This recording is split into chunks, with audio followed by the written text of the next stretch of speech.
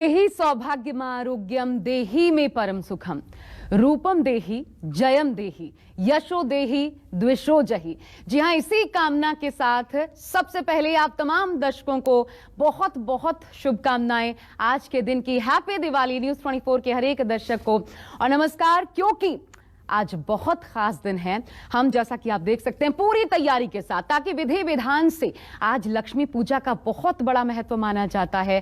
कार्तिक मास की अमावस्या तिथि को जब आज का ये महत्वपूर्ण दिन पड़ा है, कौन सा शुभ संयोग आज बन रहा है, यही सब बताने के लिए आपको, ताकि कुछ भी चूक ना रह जाए, हमारे साथ हर साल की तरह पंडित राजकुमार शास्त्री जी इस वक्त जुड़े हुए हैं। बहुत बहुत स्वागत है आपका पंडित जी। प्रणाम। और क्योंकि अब सब कुछ आपके ऊपर दायित्व है, हमारे दर्शकों के लिए भी, कैसे शुरुआत करेंगे आज का दिन? सबसे पहले तो ये बताइए, आज की दिवाली कितनी खास?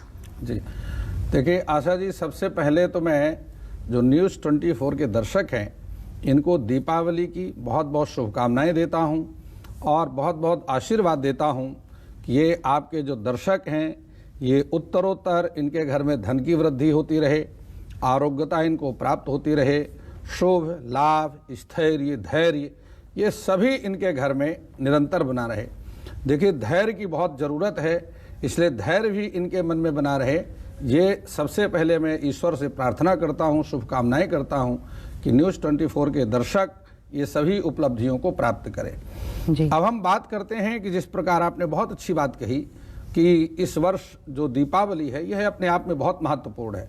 देखिए दीपावली का त्यौहार तो आप प्रतिवर्ष मनाते हैं, लेकिन इस वर्ष की जो दीपावली है यह अपने आप में बहुत महत्वपूर्ण है। उसका कारण है कि आकाश मंडल में जो ग्रहों का योग बन रहा है, जो नक्षत्रों का योग बन रहा है, इसमें मुख्य रूप से एक योग बन रहा है जिसको हम त्रिपुष्कर योग कहते हैं। और त्रिपुष्कर योग जो है यह त्रिपुष्कर योग से कहते हैं जो फल को 3 गुना बढ़ा देता है।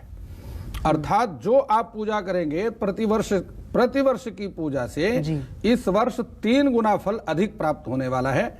ऐसा योग इस बार बना हुआ है। देखिए बुध है, मंगल है और सूर्य है, ये तीनों ही ग्रह तुला राशि पर एक साथ गोचर कर रहे हैं। और ऐसी स्थिति में बुध और मंगल की युति जब एक साथ बनती है तो उसमें धन योग बनता है। और निश्चित रूप से किया हुआ जो व्यापार है, जो आप इन्वेस्टमेंट करेंगे, जो आप खर्चेंगे, वह 3 गुना अधिक फल देने वाला है। और यह योग देखिए कि धनतेरस से आरंभ हो रहा है। धन त्रयोदशी को भी यह योग है, फिर यम चतुर्दशी को भी यही योग है, और फिर दीपावली को भी यही योग है। और त्रयोदशी का मतलब होता है 13 गुना, अर्थात 3 गुना से लेकर के 13 गुना तक धन की वृद्धि करने वाला योग है। तो आपने कहा कि 3 गुना फल मिलता है पंडित जी, जो भी आप खर्चेंगे धनतेरस के दिन से ही, तो मतलब उस दिन से क्या ये माने, इसका मतलब ये हुआ कि आप अपने व्यापार में या जो भी आप कार्य करते हैं उसमें निवेश को बढ़ाएं इन 3 दिनों के भीतर?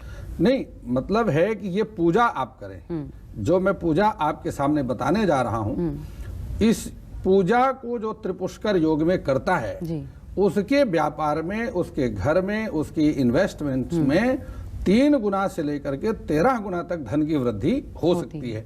और मैं इसलिए आपके दर्शकों को यह पूजा बता रहा हूं क्योंकि मेरे पास भी कुछ नहीं था और मैंने यही पूजा करके सब कुछ प्राप्त किया है। और जिन लोगों की और भी मैंने ये पूजा करवाई है, जिन लोगों ने और भी पूजा किया, उनको भी लाभ हुआ है। तो मैं चाहता हूं कि आपके दर्शक भी ये पूजा करें और उनको भी लाभ हो। तो बिल्कुल ये खास पूजा पूरे विधि विधान के साथ। इसलिए देखिए ये दिन बहुत खास है, हम सब जानते हैं। और आज के दिन तो पूरे मनोयोग से हर कोई माता लक्ष्मी का आवाहन करता है। तो किन सामग्रियों के साथ? हालांकि कहा यही जाता है कि जथा शक्ति तथा भक्ति, कि जितनी शक्ति हो उसी प्रकार की भक्ति आपकी हो, लेकिन फिर भी जो सामग्रियां आप जुटा सकते हैं वो क्या हो, किस समय किस वक्त में आपको पूजन करना है पूरे दिन का? पंडित जी तो सबसे पहले तो यही बता दीजिए कि पूजन की अवधि इस साल क्या पड़ने वाली, कब से कब तक पूजा करनी है, और सामग्रियां उसके बाद क्या क्या हमारे पास उपस्थित होनी ही चाहिए, अगर कुछ छोड़ा जा सकता है तो इनमें से क्या? जी, तो सबसे पहले मैं आपको बताता हूं कि प्रातः काल सूर्योदय से लेकर के, अर्थात 6:58 से लेकर के और 10:42 तक एक बहुत अच्छा योग बना हुआ है। यदि आप इसमें प्रातःकालीन पूजा भगवती लक्ष्मी की, भगवान गणेश जी की, और भगवान वामन की, भगवान कृष्ण की, भगवती महाकाली की और जो है कुबेर देवता की। ये 6 देवताओं का पूजन मुख्य रूप से किया जाता है। तो यदि आप करेंगे तो इसमें आपको बहुत लाभ की प्राप्ति होगी। और उसके बाद मैं आपको बतलाता हूँ, एक चौघड़िया बन रही है जिसको प्रदोष काल कहते हैं। वह सायंकाल 5:34 से आरंभ होकर के और रात्रि के 8 बजे तक का योग बना हुआ है। यह अपने आप में बहुत महत्वपूर्ण है क्योंकि यह प्रदोष काल है, गोधूली काल है। इसमें की गई पूजा भी निश्चित रूप से लक्ष्मी को, स्थायी लक्ष्मी का वास होता है। और तीसरा है, एक मुहूर्त है रात्रि में 11:38 से 12:30 बजे तक।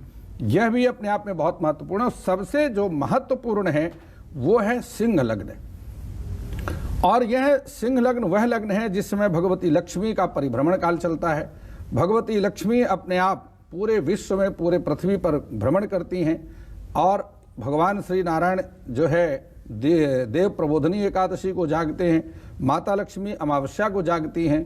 तो वह अपने रहने का स्थान ढूंढती हैं।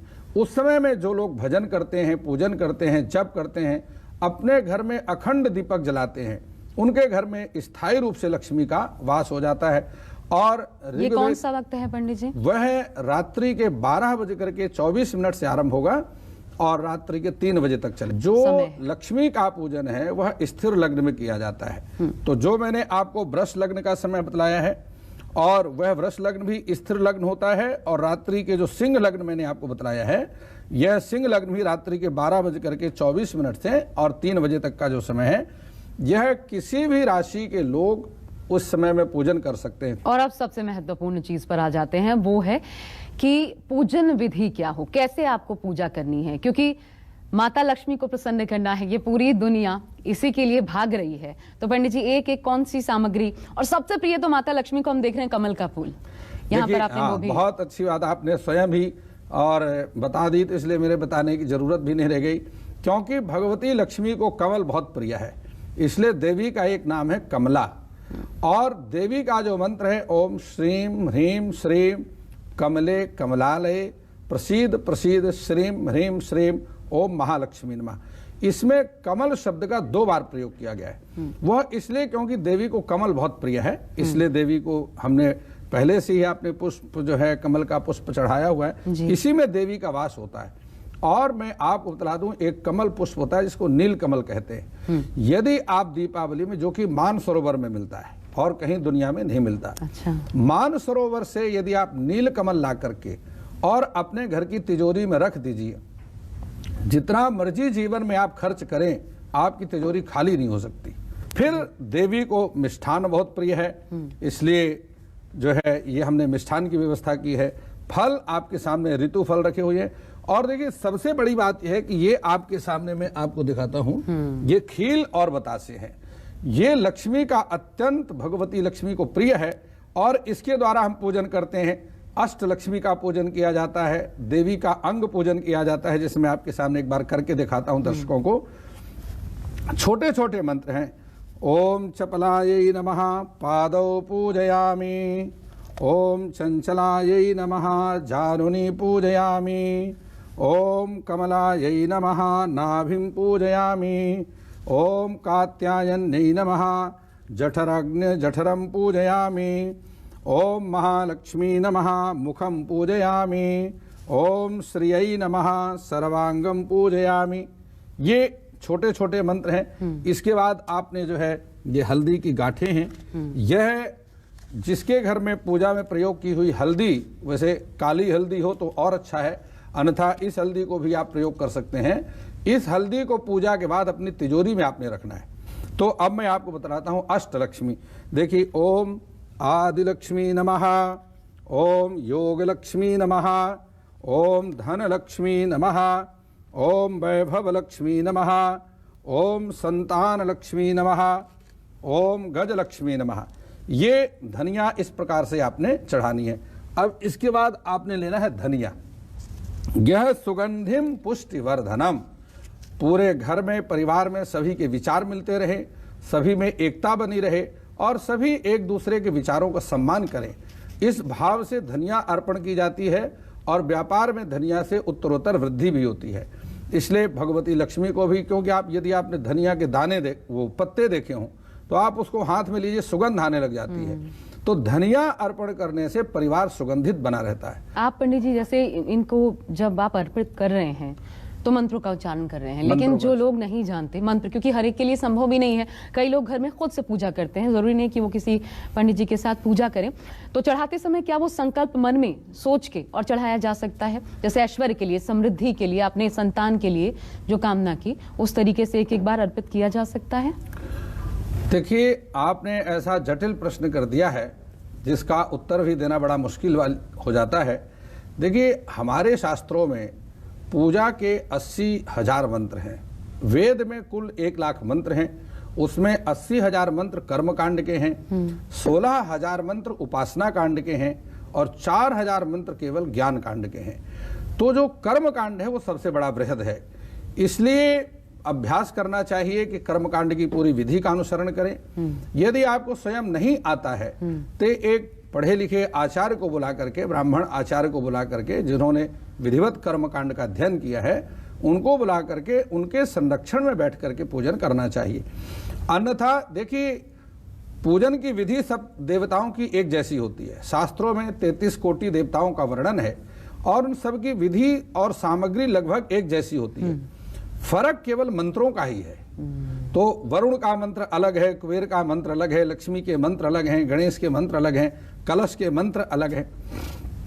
तो उन मंत्रों का ही ज्यादा महत्व है। मंत्र किसे कहते हैं कि मन्ना त्रायते इति मंत्र, मन ही मन में अथवा उच्चारण में करने से जो मन के सारे दुखों को दूर कर दे, उसी को मंत्र कहते हैं। जी। तो इसलिए मंत्र का अपना महत्व है। लेकिन यदि कोई ऐसी स्थिति बन जाए कि आचार्य भी, क्योंकि उस दिन ब्राह्मण और फिर वो भी कर्मकांड को जानने वाले ब्राह्मण मिलना बहुत मुश्किल हो जाता है, तो ऐसी स्थिति में कर्म का लोप नहीं करना चाहिए।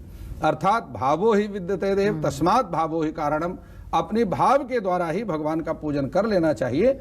और उसके जो विशेष मंत्र हैं, जैसे लक्ष्मी अष्टकम मंत्र है, और देवराज इंद्र ने लक्ष्मी अष्टकम से भगवती लक्ष्मी की स्तुति की। ऋग्वेद में श्री सूक्तम का वर्णन है, श्री सूक्तम का पाठ करना चाहिए, लक्ष्मी अष्टकम का पाठ करना चाहिए। तमाम पुस्तकें उपलब्ध है, नेट पर भी वो सारे पाठ दिए हुए हैं, वो करना चाहिए। जी। जिन व्यापारियों के व्यापार की समस्या है कि उनका धन इस प्रकार उन्होंने इन्वेस्ट कर दिया या उधार दे दिया, कर्ज दे दिया, वो वापस ही नहीं आ रहा है, तो ऐसे धन की वापसी कैसे हो जाए, उसके लिए भगवान शंकराचार्य जी ने कनक धारा स्तोत्र, 15 मंत्र हैं, कनक धारा स्तोत्र का पाठ करना चाहिए। ऐसा करने से वह धन धीरे धीरे वापस आना शुरू हो जाता है। तो ये सारी विधियां हैं और सारे पाठ हैं। और देखिए, वास्तव में जो हमारा महत्व है वो पाठ का है। रात्रि के समय जो सिंह लग्न है, इसमें आप जितना पाठ करेंगे उतना ही आप उस देवता के नजदीक पहुंचते जाएंगे। जितना दुनिया में ऐसा कोई कार्य नहीं है, लोग कहते हैं ये काम पूरा नहीं हो रहा, असाध्य, दुनिया में ऐसा कोई कार्य नहीं है, मैं आपको बतला दूं, जो पाठ से पूरा ना हो जाए। समस्या ये है कि लोग पाठ नहीं करते, कहते हैं समस्या आ रही है। समस्या जीवन में इसलिए है क्योंकि वो पाठ नहीं करते। यदि कोई व्यक्ति वास्तव में पाठ करता है और उसके जीवन में कोई समस्या, ऐसा कोई व्यक्ति मेरे सामने आया नहीं आज तक कि वो पाठ करता है और फिर कहे कि समस्या है, उसके जीवन में कोई समस्या हुई नहीं। और तब जब इतना उत्तम वक्त आ रहा है, जो आपने बताया कि रात्रि के वक्त 12 बजे के बाद का जो एक शुभ मुहूर्त पंडित जी ने आपको बताया, उस समय का पाठ अपने आप में आपको सर्व सिद्धि जिसको कहते हैं, इस प्रकार का पूर्ण करने वाला, आपकी इच्छाओं को, वो उत्तम समय होगा, उसको बिल्कुल गंवाइएगा नहीं। लेकिन इसके बाद अब पंडित जी और क्या क्या चीजें हैं जो कि हमें, सुपारी देख पा रही हूं मैं, शहद है, ये सारी वस्तुएं हैं जो आपके सामने, और मैं चाहता हूं, ये देखिए मैंने यहाँ पर कमल दाने रखे, इसी प्रकार से ये इत्र है। ओम त्र्यंबकम यजामहे सुगंधिम पुष्टिवर्धनम उर्वारुकमिव बंधनान् मृत्योर्मुक्षीयमामृतात्। ये इत्र लेकर के आपने भगवान गणेश और माता लक्ष्मी का जो है अभिषेक करना है, और महामृत्युंजय मंत्र से, क्योंकि यह आरोग्यता को देने वाला है। जी। दुनिया में एक यही मंत्र है जो कि व्यक्ति को त्र्यंबकम यजामहे सुगंधिम पुष्टिवर्धनम, मरणासन्न व्यक्ति में भी जान डालता है, ये यही मंत्र है। तो इसलिए लक्ष्मी गणेश जी का ओम त्र्यंबकम यजामहे सुगंधिम पुष्टिवर्धनम उर्वारुकमिव बंधनान् मृत्योर्मुक्षीयमामृतात्। चाहे लक्ष्मी गणेश, हम सिर्फ धन की नहीं बल्कि हर चीज के लिए आपने यहाँ पर उनका आवाहन किया। और स्वास्थ्य तो सबसे बड़ा धन कहा जाता है। उसकी भी कामना हेतु दीपावली के दिन माँ लक्ष्मी का पूजन किया जा सकता है। इसके अलावा सुपारी बहुत महत्वपूर्ण होती है। सुपारी का प्रयोग मैंने इसलिए यहाँ पर चूंकि तांबूल में रख करके, और सुपारी ये तांबूलम बिना राजा तिलकम बिना ब्राह्मणा, ये महत्वपूर्ण होता है, चढ़ाना जरूरी होता है, बहुत आवश्यक होता है। यह कर्म कांड का, देखिए देवताओं को तांबूल बहुत प्रिय है, तो मैं तो आपके विश्लेषण के कारण जो है बीच में हाँ रह गया जी। ये देखिए, ये जो है ये तांबूल है, पान का पत्ता है, इसमें सुपारी है, लौंग है, इलायची है। ये देवताओं को बहुत प्रिय है और ये तांबूल चढ़ाने से भी देवता अत्यंत प्रसन्न होते हैं जी। और सबसे अंत में देखिए ये अमृत कलश है और ये अमृत कलश का पूजन मैं चाहता हूं कि आपके हाथ से करा दूं, जिससे सारे न्यूज़ 24 के जितने वर्कर हैं कम से कम इनको तो स्वास्थ्य का लाभ होना ही चाहिए, क्योंकि उनको मेहनत बहुत करनी होती है, रात दिन ये सब काम करते हैं, तो इसलिए इनको। ओम कलशस्य मुखे विष्णु कंठे रुद्रः समाश्रितः मूले स्थितो ब्रह्मा मध्ये मातृगणः स्मृता कुशौ तुषागरा सर्वे सप्तदीप वसुंधरा ऋग्वेदो यजुर्वेदः सामवेदो अथर्वणः अंगैश्च सहिता सर्वे कलशम तु समाचित्र गायत्री सावित्री शांति पुष्टिकरी तथा आयान्तु देव पूजाथ दुर्तक्षय कारकम कलशस्य मुखे विष्णु ओम गंगे च यमुने चैव गोदावरी सरस्वती नर्मदे सिंधु कावेरी जलेऽस्मिन् सन्निधिं कुरु। ओम गंगायै नमः, यमुनायै नमः, ओम सरस्वत्यै नमः, कावेर्यै नमः, समुद्राय नमः, समुद्रवर्णाय नमः। ओम स्नानम समर्पयामि, जल चढ़ा दीजिए। ओम पादयोर्वाद्यम हस्तयोरार्घ्यम मुखे आचमनीयम सर्वांगे स्नानीयम जलम समर्पयामि। स्नानान्ते लज्जा निवारणार्थाय वस्त्रम समर्पयामि। युवासवासा परिवीतयागासो श्रेयान् भवतु जायमानः तन्धीरासा कवयः उन्नन्तु स्वाधयो मनसा देवयन्तः। गणेश भगवान को चढ़ाई। देवयन्तः वस्त्रम समर्पयामि, भगवती लक्ष्मी का लज्जा निवारणार्थाय वस्त्रम समर्पयामि। वस्त्रांते गंधाक्षत पुष्पाणि समर्पयामि। देखिए आपने ये सिंदूर से देवी का अभिषेक करना है। अंगूठे का प्रयोग होगा, तर्जनी और मध्यमा, ये अनामिका और मध्यमा के साथ में इस प्रकार लेकर के एक एक चुटकी आपने लक्ष्मी माता के चरणों में और गणेश जी को बार बार चढ़ाना है। ओम चपलायै नमः पादौ पूजयामि। ओम चंचलायै नमः कटिं पूजयामि। ओम कात्यायन्यै नमः नाभिं पूजयामि। ओम कमलायै नमः वक्षस्थलं पूजयामि। ओम महालक्ष्मी नमः कमलवासिन्यै नमः मुखम पूजयामि। ओम श्रियै नमः सर्वांगम पूजयामि। ये सारी चीजें बहुत सारे लोग नहीं करते हैं, लेकिन मन में जरूर चलती रहती हैं चीजें हर वक्त जो आराधना करते हैं। कौन सा वो मंत्र है? देखिए मंत्र के लिए तो यद्यपि वेद में बहुत सारे मंत्र हैं, लेकिन जहां मानस पूजा की आपने बात करी है तो मानस पूजा में ना तो किसी सामग्री की आवश्यकता है और ना ही किसी मंत्र की आवश्यकता है। वहां तो केवल भाव की आवश्यकता है और भाव के द्वारा अयोध्या में रहने वाले स्वामी राम सखेंद्र जी भगवान का मानस पूजन करते थे और मानस पूजन में ही उन्होंने मन में ही कढ़ी बनाई, मन में ही खीर बनाया और मन में ही चावल बनाया और मन में ही भगवान को भोग लगा दिया। और जब उनके शिष्यों ने जाकर गुरु जी से कहा कि राम सखेंद्र कोई काम नहीं करते, तो उन्होंने आकर के देखा सरयू के किनारे बैठे हुए मानस पूजा, तो उन्होंने पीठ में आकर के लात मारी तो उनके मुख से कढ़ी और पकौड़े बाहर गिर गए। उन्होंने पूछे कढ़ी पकौड़े कहाँ से आए? बोले मन ही में ही खीर बनाया, मन ही में ही कढ़ी बनाई, मन में ही पकौड़ा बना के ठाकुर को भोग लगा दिया था और वहां से जो बचा उसको प्रसाद रूप में मैं ले रहा था, गुरु जी आपने मार दिया पीछे से, तो मुंह से निकल। इसीलिए कहा जाता है कि भाव ही सबसे महत्वपूर्ण है। तो वो भाव इस दीपावली हम सबके मन में रहे और माता लक्ष्मी की कृपा, गणेश जी की कृपा हम सभी को प्राप्त हो, यही कामना करते हैं। आप सबको एक बार फिर बहुत बहुत शुभकामनाएं और पंडित जी बहुत बहुत धन्यवाद आपका इतनी खूबसूरत पूजा करवाने के लिए। और ये पूजा हमारे तमाम दर्शकों के भी काम आए। उम्मीद करते हैं जरूर समझ गए होंगे आप कैसे माता लक्ष्मी को आज के दिन प्रसन्न करना है। नमस्कार। लेकिन न्यूज़ 24 के साथ हर एक खबर के लिए बने रहिए।